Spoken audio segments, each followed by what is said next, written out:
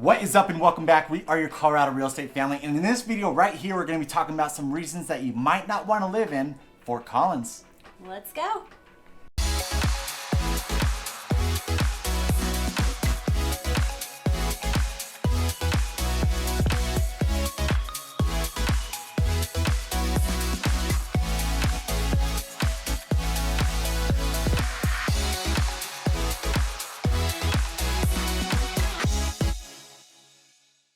If this is your first time watching, Pete Sweeney here with Elena Bethune, and what we'd like to do on this channel is cover Denver and all of its surrounding cities. So if you are looking at purchasing real estate in the beautiful state of Colorado, give us a call or text that phone number right below. Right below right there, we always answer. It doesn't matter date or time.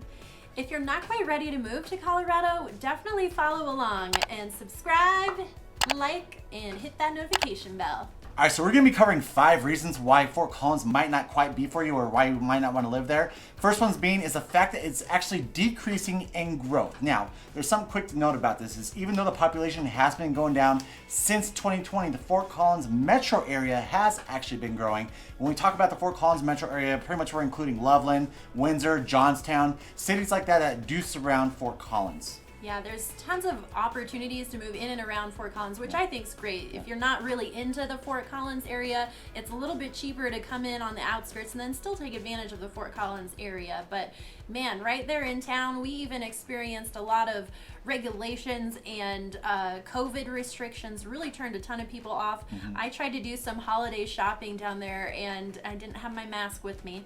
But I got chased out of the store and, they were really on lockdown up there. Yeah, and so when we do talk about this stuff, guys, here's the thing is it's like some people are like, pro masks, some people will be against masks. The biggest thing is it did turn a lot of people off, and that's why so many people did relocate out of Fort Collins, sometimes out of Colorado, because they didn't like those restrictions. Some of you might be like, hey, that's great. I'm glad that Fort Collins did put those things in place. I am all for that. It's all up to you, whatever your preference is. We're just kind of tell you what we're seeing on the ground here with no judgment on our side. Absolutely. The second thing that we're going to be talking about is that cost of living. And this is another thing we're talking about, the Fort Collins metro area. This might be why that's growing and not so much the city of Fort Collins. So let's go and talk about that cost of living index. What we do is we use 100 as your national average. Anything above that is going to be more expensive, and obviously anything below is going to be cheaper than that. Where does Fort Collins sit on that? We're looking at a 116.7.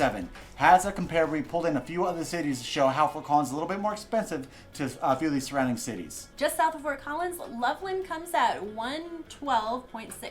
Yeah, so Loveland is definitely one of those spots that a lot of people have been relocating to from Fort Collins. They're like, I'm going to go down here. It's a little bit more quaint. This is one of them right here. Elena lives up in Loveland. That's why she is our top expert up here in northern Colorado. And it's just one of those spots where people are like, you know what? I used to love that quaintness of Fort Collins. It's not quite there as much as it used to be. And so Loveland does have that quaintness. Yes, it is growing.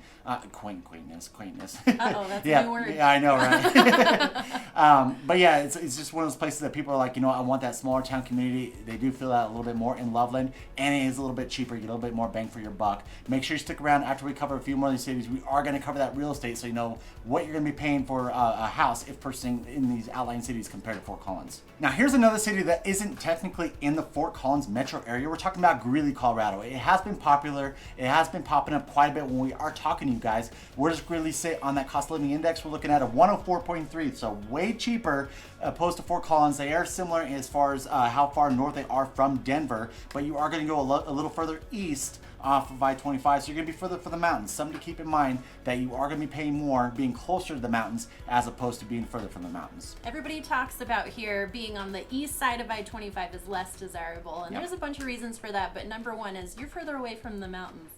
Another city that we want to talk about in regards to that cost of living is Johnstown, and Johnstown is blowing up like crazy right now. You see all the construction happening right off of I-25. Actually, is that a Buc-ee's that they're building up there? They are. Yeah, it's like Buc-ee's. I saw it down in Florida, but I've never seen it in Colorado. So they're building the Buc-ee's out there, but it's still cheaper than Fort Collins. You're looking at a cost of living index of 115.4, so still definitely cheaper than Fort Collins. Not as much as Greeley, but you're going to get more bang for your buck in an area that is developing like crazy.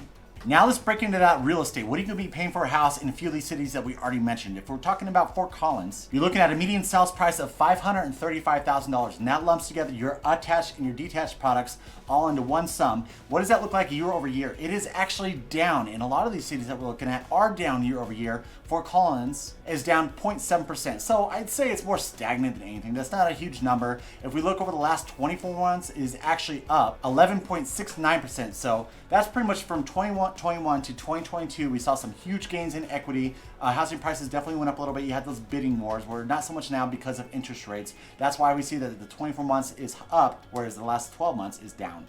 All right, so what about Loveland, just to the south where I'm at? Your median sales price is $475,000, and in comparison to Fort Collins, we're down by 7.77%. So a pretty big chunk. Yeah, oh yeah, it's still down. Like I said, it's just the interest rates are killing a few of these markets, and we are seeing that with these numbers. Yes, absolutely. So Loveland in the last 24 months is sitting at 5.56% increase, actually. Yeah, so that's good. So at least it went up, not as much as Fort Collins, obviously, but it's good to see that over the last 24 months, it did go up. Yeah, there's some stabilization there. Yep. Now let's talk about Greeley, Colorado, and this one's actually going to be the lowest median sales price on the list. You're looking at a median sales price of $412,000, and this is actually something that I didn't anticipate. I thought that this would be up because Greeley is popping the way it is, but it is down year over year, 5.56% and up 8.49% over the last 24 months. So something similar to Loveland, I'd say, but I kind of thought that number would be up. So the question is are these next two cities up or down over the last 12 months? Yeah, so let's talk about Johnstown again. We're sitting at a median sales price of $515,000, and we are up 2.66%.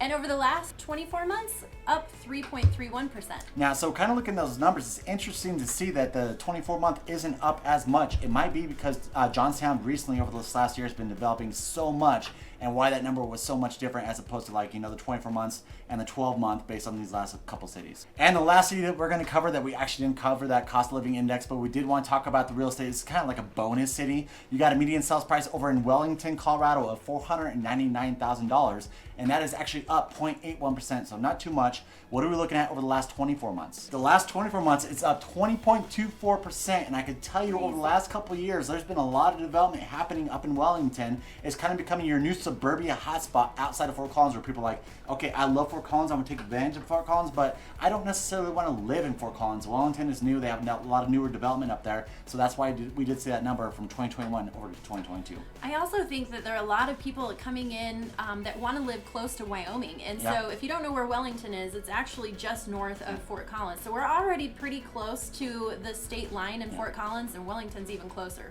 So number 3 on the list of reasons why you might not consider Fort Collins to move is the regulations.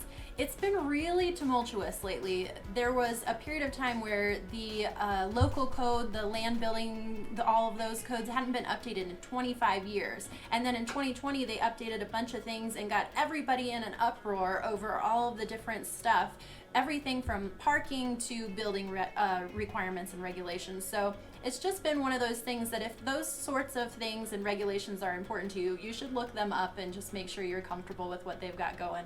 And another one of those regulations that you want to look into, if you are planning on doing an Airbnb in Fort Collins, you might want to look elsewhere because they have super strict Airbnb regulations. It's pretty much zoned off to where you can do Airbnbs. Otherwise, the ones you are seeing on the Airbnb website are ones that were grandfathered in. Opening up an Airbnb in Fort Collins might not be the best way to open up your next short-term investment. Yeah, but this is also another reason why you need to tap into us, because we've got maps. We can search out what those areas are where you can actually purchase and go Airbnb, or maybe somebody's got something listed where they already have a permit for you that you can just roll right in on. Another thing we want to talk about these regulations, it's not necessarily regulation, but it's more of a water moratorium that Fort Collins did have in place that did halt a lot of the construction that was happening in Fort Collins, and it did hinder a few of these builders, so they weren't able to build as much. The thing about it is, even though that moratorium has been lifted since, that's not to say it's not going to happen again. There are many times where we have a drought or anything like that where the water resources just quite aren't there. They might put another moratorium in place in the future, something to keep your eye on when talking about Fort Collins, Colorado. The fourth reason why you might not want to call Fort Collins your home is the fact that the airport is so far away. Now, they do have a regional airport here, so if you want to kind of take some quick trips, or they even will take you from the regional airport over into DIA, you do have that Northern Colorado one that you have access to. But otherwise, you're looking at about an hour 15 down to DIA, and that's taking the toll, so you're going to have to pay some toll prices in order to get there that quickly. Or you're going to looking at about an hour and a half. Okay, we say an hour and a half, but when you have traffic and you're hitting I-70 and all these like high traffic areas, it might be a lot longer than that. You might be looking closer to 2 hours when going out of DIA from Fort Collins.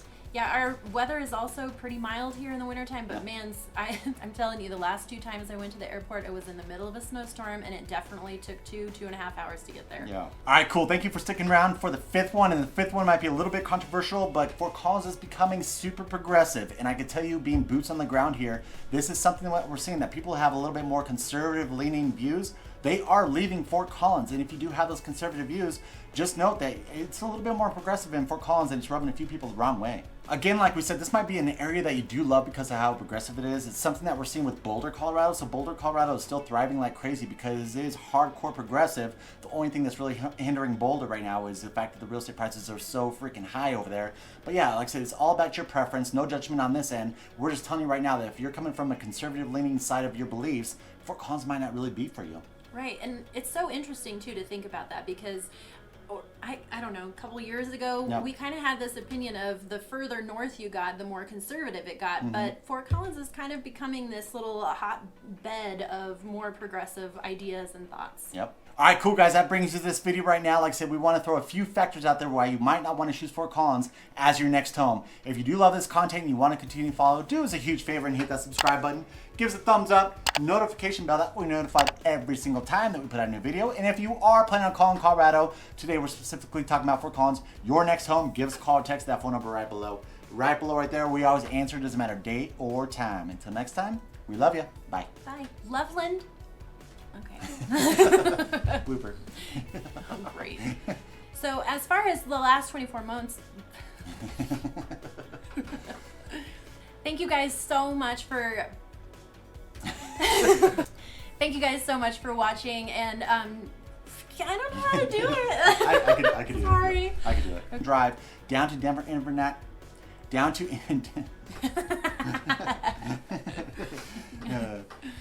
down to Denver, International. Yeah. Are these last couple scenes that we're going to cover up or down over the... What are you trying to say? Whether they're up or down over the last 12 months. Oh. Okay. And we are Up. up. Yeah, tongue's getting in the way. Are these next two cities that we're talking about up or down over the last 20... All right, so we're... Oh, shit. That's... Up 7.77%. So, Oh, this one's down. oh, down. Yeah, Shit. that's right. You just do down. Oh, I said 35 too. Oops. Oh, Okay. you go Starting over. Okay, cool. Now, are these next two cities up or down over the last 12 months? No. It really is. I have nothing else.